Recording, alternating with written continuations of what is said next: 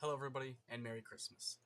Christmas is a time of year that I think everyone is very familiar with, but I feel like sometimes we always forget the meaning. And there's always a video like this just talking about it, but I feel like it's an injustice not to talk about it, especially for the fact that I feel like every single year people kind of forget exactly why it is so important to remember the reason why we do celebrate it, the reason why we do need to be, loving and caring and beyond thankful for everything we do have.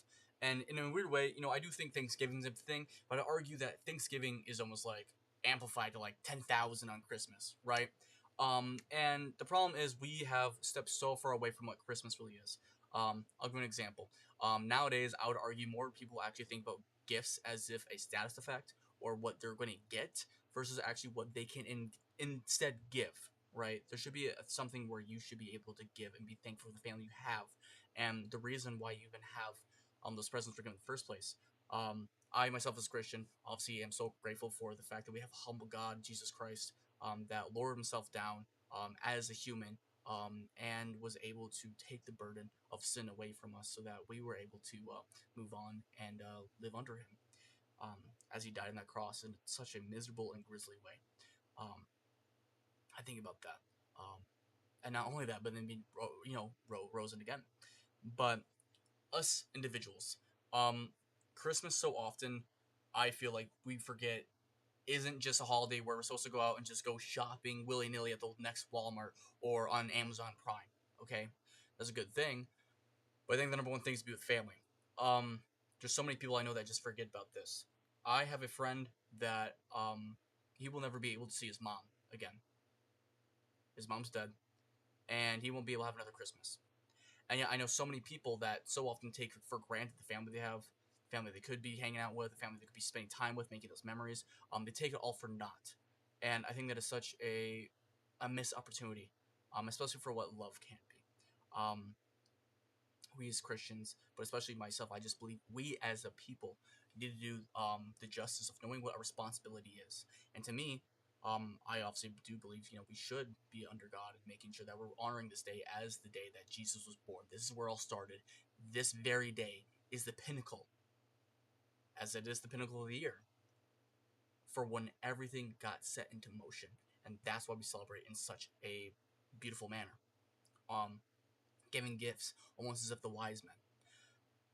But even if you don't believe that, I think there's a very shared thing that everyone can think of. Well, there's been those nasty Christmases.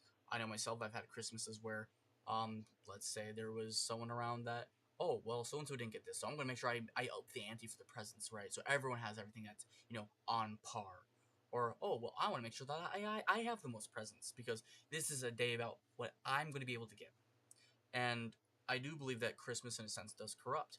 Or the problem to me too is like where we focus more on the secular aspects, where it's more just about some funny elves, some Santa Claus, and that's it. Which that's awesome, that's cool. I love adding the tree, the gingerbread, but I think it's not just only about a sense of community, or it's not just about having the fun holiday like it's some Halloween decoration.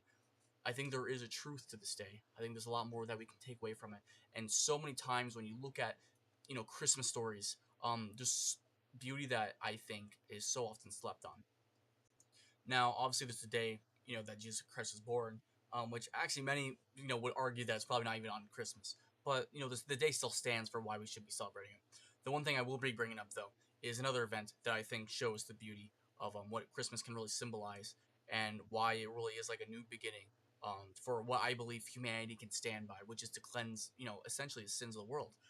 And the first thing comes to mind, and I think most people should think of, frankly, is the Christmas truce of 1914. Okay, I had to look up the exact things to make sure I'm like quoting this exactly. But more or less, what happened was the soldiers from opposing sides went together and they made a truce.